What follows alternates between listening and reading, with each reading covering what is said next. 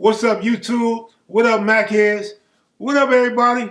Welcome to another episode of KM Videos, True Stories.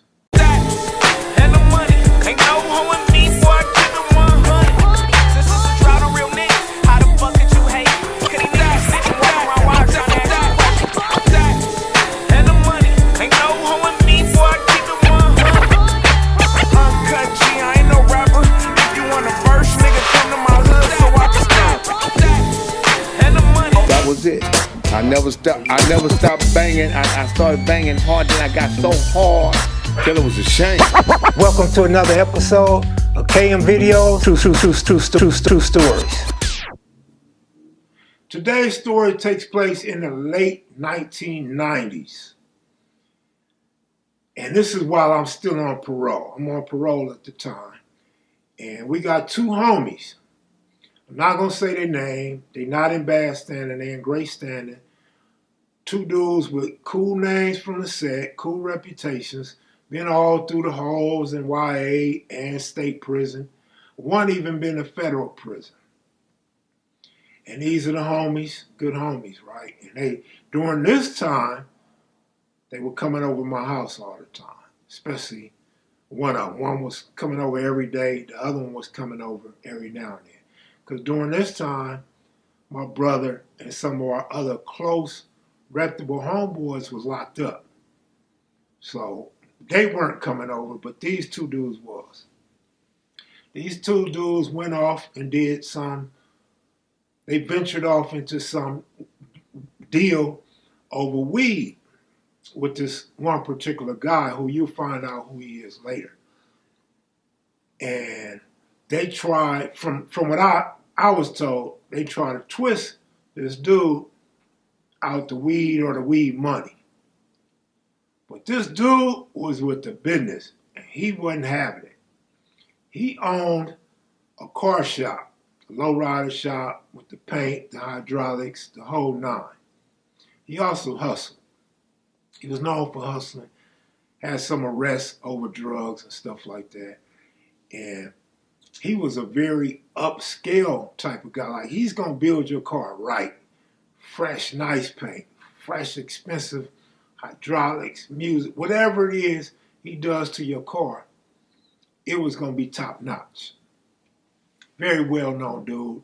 Been all through the penitentiary and the federal penitentiaries. He was part of the Vanguards back in the late 70s. Well, this guy originated out the IVCs in Inglewood. At a young age, he would get on his bicycle. That's what he told me.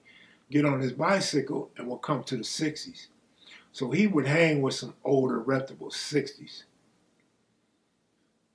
At some point, and even, I'm trying to explain it right, and even talking to other homies that was close to him, they don't know what point, but he became from the set. So even though he joined the set later on, and a lot of people don't know how or why, he was looked at as a reputable 6-0 and an OG 6-0. But getting back to the story, they come get me, and they like, Kev Mac, because everybody knew I had burglary tools. Everybody knew I'd go pull off a pistol robbery or jacket during this time. And so they come get me, and I go with the burglary tools, right? I don't know who this guy is. I don't know nothing about the shop or any of that. I just know the homies say he got all kind of money and work in there, and I'm going to get the money and the work. So we go down to Western Avenue where the shop is, and we go through the back, through an alley. And they got this fence, they got this barbed wire and all this shit. You know, I scale over that. This place got all kind of steel and bars and, you know, deterrents for burglars. It was built like Fort Knox, where America keeps their gold. The bulk of their gold is held in this spot, so it's hard to get to. I never tried to break in nothing like this before. But I got the tools. Man, not really, bro. So I'm trying to get through this door. This ain't working, man. I can't do nothing with this door. So there's this barred up window, a little small window. And I was still skinny at the time. Of course, I had a few cuts. I had about some threes coming home from prison. So, I had a few cuts that might have stopped me from getting through that window, but I'm trying to get the bars off. And it's working, but it's hard. So I'm like, homies, help me. Homies is, they had a little bit of muscles and shit and strength. They had strength. And they trying to help me get these bars off, but the bars ain't coming out. So I just keep on, and now I'm kind of denting up the cement that the bars is in, the cement wall. So the bars are starting to come out. This is taking so long, and I'm so tired. I need a break. Can we go to Winter's and get me a dozen of glazed donuts, nigga, and a chocolate milk? Papa, I needed spinach. But I'm sweating and shit. I'm sweating all hard. My shirt is all drenched and shit. Deodorant that ran all down the side of my shirt and everything. Man, I am tired. So we sit there, we talking, we taking a little break. Bad move, though. Really. Could have got caught by anybody. Police, the shop owner. And in fact, one of the owners next door, shop owners. So, or customers could have pulled up or whatever, but I feel safe because we behind this big old gate. So you ain't nobody gonna really see us unless they pop the gate open. So it's like being at home in the backyard chilling, watching your pigeons fly or some shit, watching your dogs breed or something. And so I done took my break and I'm back on the bars. Bam! Get the bars up off. Climb through the window with their help. They put their hands together and get on their hands. Boom. I go through the window. It's a big old warehouse. Ain't shit in that motherfucker. And if it was, I couldn't get through them walls. But it wasn't nothing in there. It was just an empty space. And I don't see no safe, no money, no cash registers, no drugs, nothing. Man, let me get up out this motherfucker. So I tell them, man, ain't nothing in there, man, ain't shit in there. They like, oh shit, it's next door.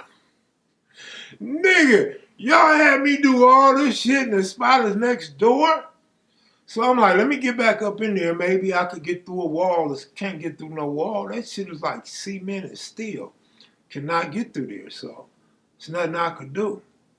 So we aborted the situation. Tow that place, so that place is towed up though now. And I'm rolling through the hood. I jump out at one of the homie spots, and another reputable homie got he had a solid reputation in the hood.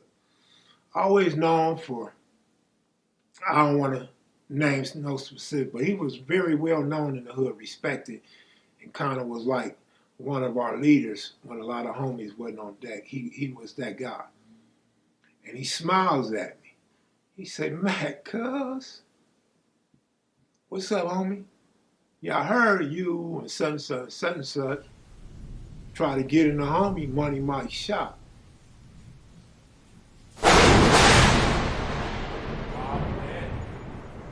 Like these niggas done went and threw my name in. Man, this shit is, if the homie know, a whole bunch of homies know. It ain't no telling what homie this nigga gonna tell him because he's so solid and upstanding during those days. He's gonna tell the dude whose spot it was. But in my mind, I said, shit, well, I didn't get in this shit. His shit ain't messed up. He didn't have nothing stolen or missing. So he shouldn't be that mad at me, right? Well, I only knew a Money Mike. I didn't know Money Mike. So that was an issue in my mind as well. So Money Mike moves his shop to Crenshaw. The train tracks that run across Crenshaw. So I go up there, I meet the homie. Man, this nigga a cool nigga, fly nigga, solid nigga with all the bullshit. He want all the smoke. He don't care what kind of smoke it is. Cigarette smoke, weed smoke, gun smoke. He want all the smoke. So I get to know this dude, and I started getting tight with this dude. I'm hanging with this dude, but I ain't doing no business with him. And I'm not in his business. I've never been the type to go ask how you get your money, who you deal with, none of that shit. But I'm actually like becoming a hood rat hanging up there, or a garage rat. So I'm hanging up there. I'm actually meeting different niggas. I met Al from 6'8", rest in peace. I met Wood Rat from Nutty's, Grandy's in Compton. I met Chub from Neighborhood Compton Crip. Met a dude from Inglewood Family. I don't remember his name. He had a red, like 64 with some red Dayton's on it. So I'm meeting dudes through Money Mike hanging up there because Mike is introducing me as a homie, and he telling them I'm solid. You could talk to him. That's the homie. Blah blah blah. So Mike is vouching for me for dudes that I don't know, older dudes. You know what I'm saying? That knew Mike, trusted Mike, done business with Mike, or was in the pen with Mike, etc. So I go in Mike's garage one day, but he asked me, he tells me I got some business to do. Are you gonna stay here or are you gonna leave? I said, I'm gonna stay here. Mind you, I don't know what this dude is doing. I know about the weed a while back, but he locks this fucking steel gate. He got this black steel gate right there. He locks it, and the walk-in door, he locks that motherfucker, and he got this chain, this big thick chain that he done pulled around the gate and the door. So even if you like come through that, you can't get through there. And so it kind of reminded me of that spot that I had hit. Like, nigga barricaded up in here. He shuts the back, pulls the garage door down and everything, turns this like sensor or alarm on. And Mike pulls out this 44. And he's walking with the 44 down to his side like he finna gun some shit. And he got his finger on the trigger. And I'm like, damn, this nigga finna kill me. This nigga got me. And he goes off into his office. I stay in the garage part. And I'm just wondering, like, what's finna happen, man? What's finna happen? But he has somebody come through, and they talking. I don't see who it is. They talking, and woo-woo. So now, whatever he did in the office and his company, they gone. So now he's opening shit back up, and he tell me, Mac, come over here. So I go over to his office, money all on the counter and shit. So you can make up your own scenario of what just happened. And I'm like, whew. Thought he was gonna kidnap me or kill me and dispose of my body, put me under the welder and just burn my body up, throw me in some I didn't know what was going on, homie. But that day right there made me feel secure with this dude. And as we became to get closer, I've seen, even at an old age, he's still with the business. Like my testimony is he was still with the business. And I just knew the homies was gonna go back and tell him, man. So in my initial stages of hanging out at his shop and getting close to him, I just really thought somebody was gonna think on me and get me killed, knowing I didn't even know this dude. I didn't know who he was. I didn't know whose shop it was. I didn't know nothing. I was in a blind. And so today's lesson is this, or the moral to this story is this, man. And this ain't gonna go for everybody, but if you have any amount of intelligence or smarts or safety and awareness, don't go doing licks with your homeboys if it ain't your lick, man. Or if it ain't somebody you do licks with constantly, don't trust their licks, man. They may not do the homework that you done. They may know the person you go get and you don't. They may tell other homies and other individuals that you the one that did this. They might put it all on you. Go out on your own licks, man. Be safe, be secure, be responsible and smart. If you're going to participate in illegal activity, particularly robbing motherfuckers, man, you don't want nobody else's dirty laundry. And you don't want to cross a motherfucker that you don't even know is your homeboy or you're going to end up cool with or end up on a person's grounds where they dwell and anything may go because they know what you did or attempted to do and you just in the blind. You know, I always felt guilty. I always felt stupid because Mike was a good homeboy and very solid and very helpful and very resourceful.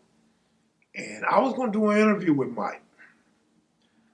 I asked Mike for an interview, and Mike said, hell yeah. So I told him, you know, I want to talk about IVC. I want to talk about Vanguard. I want to talk about your transition to the set, all of that old shit. And he was with it. I was surprised, but he said he was with it. He going to give it all to me uncut, real. And he knew a lot of dudes. His photo album full of pictures. He had pictures of Monster Cody with a mohawk. He had Monster Cody with his prison pants rolled up. He just had some crazy photos of all these dudes. And you got to think, because he was down with the IVCs, he was able to meet a lot of our rivals, a lot of dudes that the 60s may not have messed with. Plus, being a G, he knew these dudes before the wars, before the Crip on Crip wars in LA and Inglewood. So that would be another reason why he knew so many people and had such a great, large photo album. But I went to interview Donald Bakir. Me and Baby S Mac went to interview Donald Bakir in Inglewood. And the interview took so long that I had to call Money Mike and be like, man, look, I'm tired, it's dark, cameras don't show well in the dark, and I just want to get some rest. And then I'm going to go back to Nevada. So Mike was like, all right, cool. So the next day came, and Mike was like, well, look, cuz, I'm busy right now. You know what I'm saying? I got business to do. I got to go get some parts, and we can do it later on. Well, later on, something came up, and I just shot to Nevada. So I didn't get the interview. Mike was killed. Mike had got killed, man, before I made it back to LA to get the interview. So the guilt, the being mad at myself for being duped, for allowing myself to get played, the homie dies and I don't get his story. So I was upset about that too, man.